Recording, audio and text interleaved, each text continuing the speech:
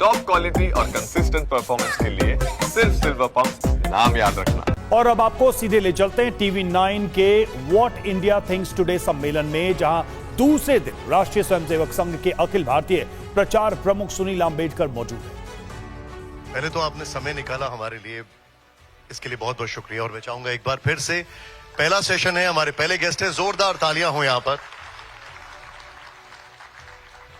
सबसे पहले आरएसएस के 100 साल पूरे हो रहे हैं। हर कोई ये जानना चाहता है कि इन 100 सालों में कितना संघ बदला, कितना भारत बदला। भारत की बात तो पहले होनी चाहिए। वास्तव में भारत काफी बदला है और अब मैं देखता हूं कि वो भारत है जिसकी युवा पीढ़ी में एक आत्मविश्वास है और वो ये जानता है कि भारत के पास भी वो शक्तियां हैं जिससे वो दुनिया में सबसे आगे बढ़ सकता है। और ये आत्मविश्वास जो है, ये मुझे लगता है कि सबसे बड़ी उपलब्धि है स्वाधीनता के बाद की, कि भारत के लोग अब भारत पे बहुत विश्वास कर रहे हैं और उस विश्वास के साथ आगे बढ़ना चाहते हैं। इसी विश्वास को बनाने में जितना योगदान संभव था वो संघ अपनी स्थापना से ही पिछले 100 वर्षों से लगातार देता रहा। और उसके लिए फिर जो जरूरत थी, जैसे अधिक कार्यकर्ता चाहिए थे, देश के हर कोने तक पहुंचना था, हमारे उपक्रम में, कार्यक्रमों में नई बातें जोड़नी थी, जो लोग अभाव में थे उनके लिए नए उपक्रम, सेवा काम शुरू करने थे, ऐसे बहुत सारे काम, या जिससे भारत के लोगों का आत्मविश्वास बनेगा, ऐसे देश के महत्वपूर्ण विषयों पर जहां कई बार अनजाने में लोग अपनी भूमिकाएं स्पष्ट नहीं ले सकते, संघ ने प्रारंभ से ये बात रखी कि उन विषयों पर बिल्कुल बिना भय से स्पष्ट भूमिकाएं लेनी चाहिए और वही अभी तक संघ करता आया है। संघ आपको लगता है बदला है इन 100 सालों में या वैसा ही है? देखिए, वैसे तो संघ, मूल बात जो संघ जिसके लिए बना कि पूरे भारत को एक फिर से अपने पुनर्वैभव की स्थिति में ले जाना है और उस उद्देश्य के लिए पूरे हिंदू समाज को जोड़ना, संगठित करना, देश की एकता के लिए काम करना, वो काम में तो कोई बदलाव नहीं हुआ, वैसे ही चल रहा है। हाँ, बाहर की बातें तो बदलती रहती है, हमारी रचनाएं बदली, हमारे शाखा के समय पत्रक बदला कि पहले केवल शाम को लगती थी, अब जैसे लोगों का समय पत्रक है, सुबह भी लगती है, देर रात को भी लगती है, लोगों की सुविधा से लगती है। तो वो बहुत सारी बातें, गणवेश में भी बदलाव होते गए बहुत सारे। तो बाहरी बहुत सारी चीजें बदली, लेकिन उसकी जो मूल आत्मा है वो वैसी की वैसी है। मेरा अगला सवाल भी यही है कि अगर इन 100 सालों की बात की जाए तो जिस उद्देश्य से संघ बना था, जो फोकस था या जो गोल्स थे, वो कितने प्रतिशत हासिल कर पाए? संघ के काम को ऐसे प्रतिशत में तो नहीं माप सकते, न हम लोगों के पास ऐसा कोई पैरामीटर है, क्योंकि संघ का उद्देश्य ये था कि पूरा जो समाज है उसको मजबूत करना है, उसके अंदर एक आत्मविश्वास लाना है और धीरे धीरे समाज स्वयं ही अपने पुरुषार्थ और कर्तृत्व के साथ जो देश को और स्वयं को आगे बढ़ाने का जो कार्य है वो अपने हाथ में ले ले। ऐसी व्यवस्थाएं समाज में खड़ी हो, ऐसा आत्मविश्वास खड़ा हो, तो मुझे लगता है कि मैंने जैसे प्रारंभ में कहा कि उस दृष्टि से एक एस्पिरेशन, एक आत्मविश्वास तो दिख रहा है। और एक बात बहुत बड़ी उपलब्धि ये हुई है, ऐसा मैं मानता हूं, कि अब संघ जिस काम को भी आगे ले जा रहा था उस काम को समाज के बहुत सारे लोग अब समझने लगे हैं और बहुत सारे कार्यों में समाज के बहुत सारे लोग, जिसको हम सज्जन शक्ति कहते हैं, ऐसे बहुत सारे कार्य करने में लोग सामने आ रहे हैं। जैसे हम हर समय देखते थे कि कोई भूकंप हो गया तो हम लोग वहां जाते थे, लेकिन इस बार जब कोरोना का जब ये विपदा आई तो हमने देखा कि हमारे साथ समाज की कितनी सारी संस्थाएं, कितने सारे लोग, बहुत सारे लोग जुड़ गए।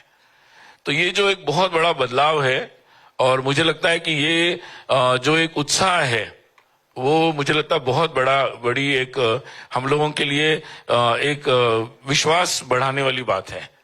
तो यानी जो आप चेतना लोगों के बीच में लाना चाहते थे वो वहां तक पहुंच रही है।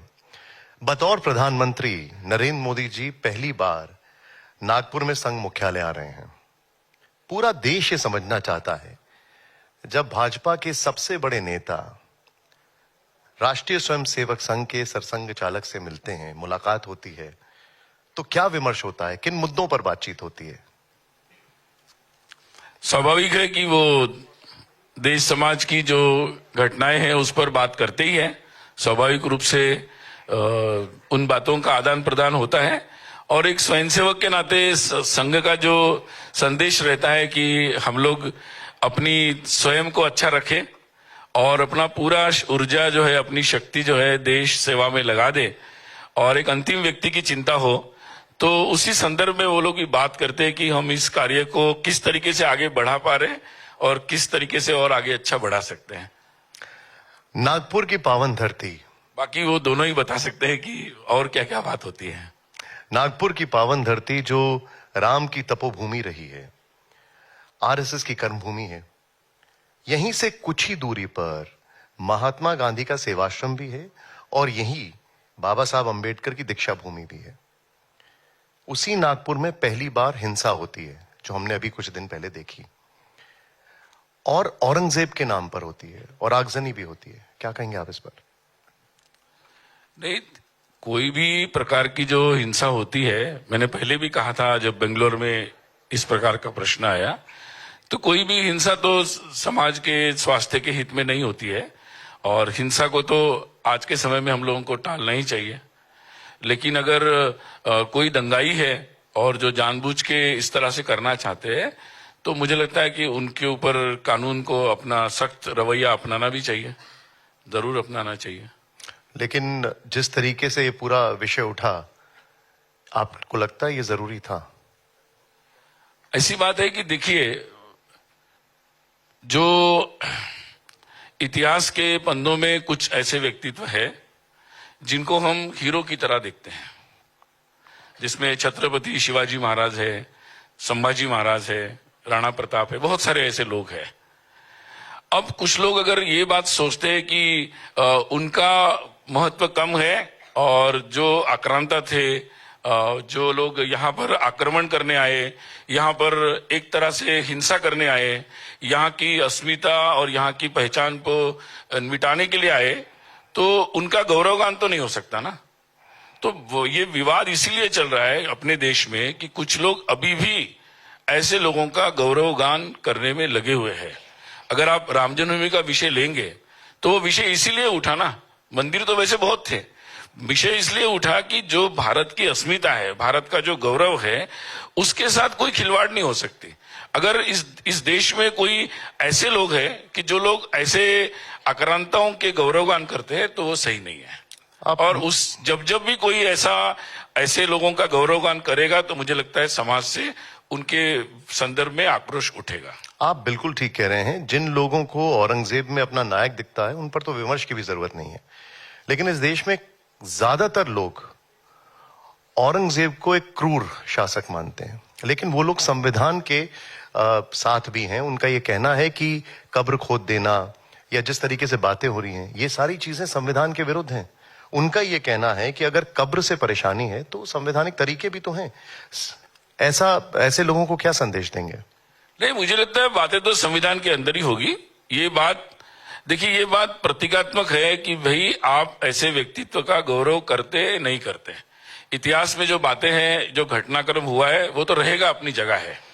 बस हमारा दृष्टि क्या है वो महत्वपूर्ण है कि हम उस इतिहास को किस दृष्टि से देखते हैं, कि वो भारत के हित में क्या है, भारत के गौरव की बात क्या है और भारत के लिए दुख की बात क्या है, या भारत के मित्र कौन है और शत्रु कौन है। ये मुझे लगता है समाज के जागृति का विषय है, दृष्टि का विषय है, और उसी के अंतर्गत उसको देखना चाहिए। लेकिन आप इस पर क्या कहेंगे, जो लोग कहते हैं कि हम नामो निशान मिटा देंगे, कब्र खोद देंगे, कब्र को हटा देंगे, इनके लिए आपका क्या संदेश? मुझे लगता है कि अपना समाज बहुत समझदार है और लोकतंत्र में किस तरीके से विषयों को आगे ले जाना है, इस चर्चाओं को, इसके बारे में मुझे लगता है लोगों की शक्ति पर विश्वास रखना चाहिए। बहुत ज्यादा चिंतित होने की जरूरत नहीं है। ये विषय इसलिए ज्यादा महत्वपूर्ण है क्योंकि बहुत ज्यादा इसके ऊपर चर्चा हो रही है, हर जगह इस पर बातचीत हो रही है और एक मैसेजिंग जारी है पूरी दुनिया में। इसीलिए मैं आपसे एक और सवाल इस पर पूछूंगा। इसमें कोई शक नहीं है कि औरंगजेब देश का खलनायक है, इसमें कोई शक नहीं है। लेकिन एक पक्ष यह भी कहता है कि खलनायकों पर भी अध्ययन करना जरूरी है, और उसके पीछे का तर्क यह है कि अगर आप उसका नाम मिटा देंगे तो आने वाली पीढ़ी उसके बारे में कैसे जानेगी। जैसे ये वो बात हो गई कि आप राम की कहानी में रावण का जिक्र ना करें, कृष्ण की कहानी में कंस का जिक्र ना करें, देवी दुर्गा की कहानी में महिषासुर का जिक्र ना करें। ठीक वैसे ही औरंगजेब के बिना आप छत्रपति शिवाजी महाराज के बारे में कैसे जानेंगे?